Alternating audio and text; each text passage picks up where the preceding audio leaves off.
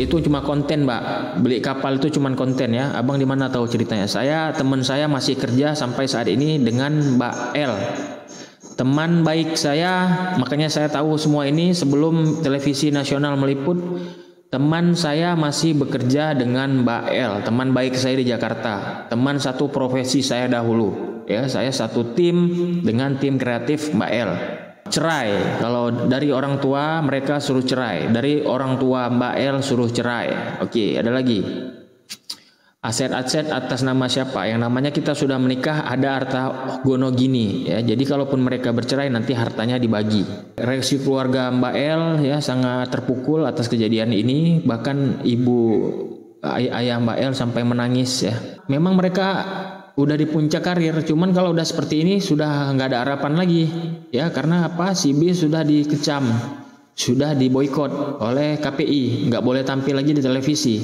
Sudah pasti karirnya meredup karena dia cari makannya di dunia artis. Artis kalau nggak boleh ditampilkan lagi di TV ya sudah pupus harapannya. Saat ini si B benar-benar terancam. Sekali lagi saya tidak bisa menduga ya, karena itu saya pikir ranahnya kepolisian, bukan ranahnya Komnas Perempuan. Tetapi kami menduga bahwa situasi yang dialami LK itu sangat berat gitu.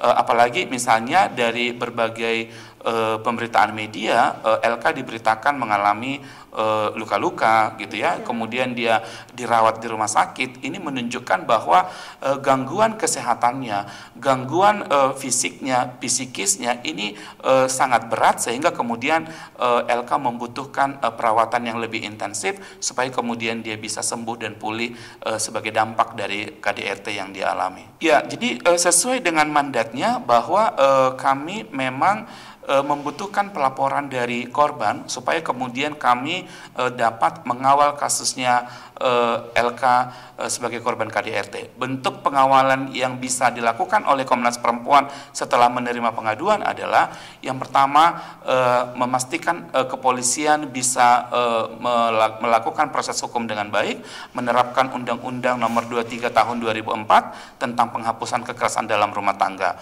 Kemudian jika nanti kasusnya sudah berproses di pengadilan, Komnas Perempuan juga bisa diminta sebagai saksi ahli atau sahabat peradilan atau amicus curiae.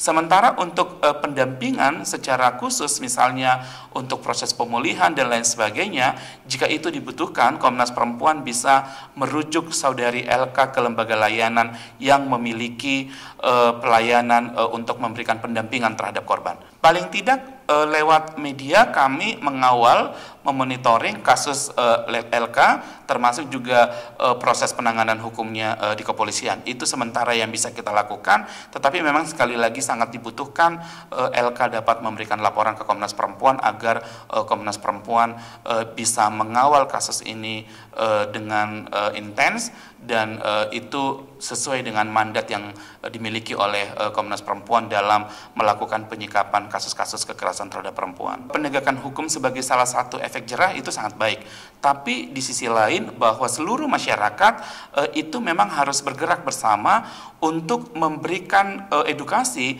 supaya kemudian kita tidak melakukan kekerasan dalam rumah tangga. Di dalam Undang-Undang Nomor 23 Tahun 2004 tentang penghapusan kekerasan dalam rumah tangga, mandat pencegahan itu dimulai dari keluarga. Kemudian juga melibatkan organisasi-organisasi keagamaan di sekitar kita, termasuk institusi lain gitu, pemerintah ataupun stakeholder lainnya. Dan kami melihat bahwa proses itu terus-menerus berjalan.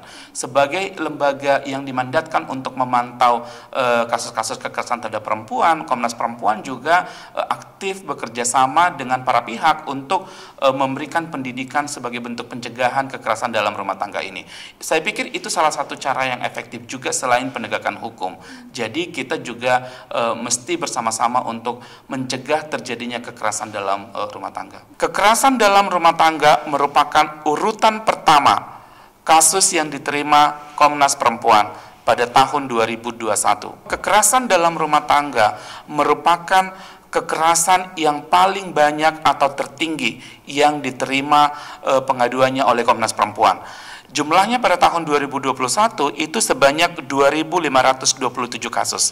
Dan setiap tahun kekerasan dalam rumah tangga ini terus meningkat. Karena itu kami mengajak publik bagaimana kita bisa mencegah bersama-sama bagaimana kekerasan dalam rumah tangga ini tidak terjadi, namun di saat yang sama dibutuhkan empati dari publik supaya kemudian korban dapat terbantu dan tertolong dari penderitaan yang dialaminya. Korban berani melaporkan kasusnya, dia membutuhkan keberanian yang luar biasa, karena biasanya perempuan sebagai korban KDRT memiliki banyak pertimbangan untuk tidak melaporkan kasusnya. Maka ketika perempuan melaporkan kasusnya, khususnya dalam kasus LK, artinya dia telah menghadapi situasi yang sangat menyakitkan, situasi yang sangat berat, sehingga bagi dia perlindungan dari kepolisian adalah salah satu langkah yang bisa dilakukannya untuk mencegah situasi kekerasan dalam rumah tangga lebih berat lagi. Dan Komnas Perempuan mendukung upaya yang dilakukan oleh LK, sehingga kemudian perlindungan termasuk pemulihan dapat diberikan kepada LK dan juga anaknya dalam hal ini, supaya kemudian di masa-masa yang akan datang kekerasan dalam rumah tangga ini tidak berulang lagi. Tergantung korbannya. Ada perempuan yang ketika dia mengalami pertama kali kasus kekerasan dalam rumah tangga, dia tidak mentolerir itu, sehingga dia kemudian langsung melaporkannya.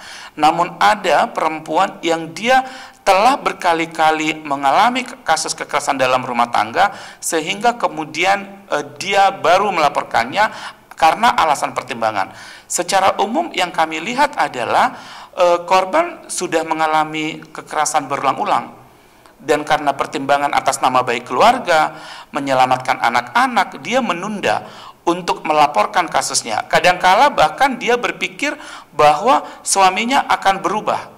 Apalagi misalnya ada proses, misalnya suaminya meminta maaf atas kekerasan yang dia lakukan, sehingga kemudian ya perempuan sebagai korban memberikan maaf itu dan berharap bahwa nanti suami ini akan berubah dan tidak melakukan kekerasan lagi. Tapi kenyataannya banyak sekali kemudian suami-suami yang menjadi pelaku KDRT itu mengulangi. Sehingga sekali lagi dibutuhkan efek jera, dibutuhkan proses yang membuat dia dipastikan untuk tidak melakukan kekerasan dalam rumah tangga di kemudian hari. Salah satunya adalah melalui proses penegakan hukum. Dalam hal ini diawali dengan melaporkan kasusnya ke kepolisian. Ya, kita memanggil atau mengundang orang 2 kali.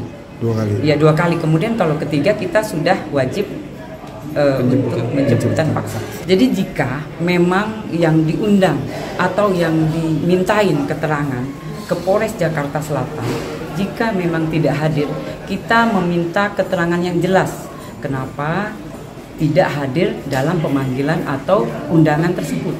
Kalau saksi, kita sudah melakukan pemeriksaan adalah 3 saksi selain dari korban sendiri. 3 orang saksi adalah 1 korban sendiri, ya, memberikan keterangan kepada kita. Kemudian ada 2. Jadi untuk karyawannya dari saudari L.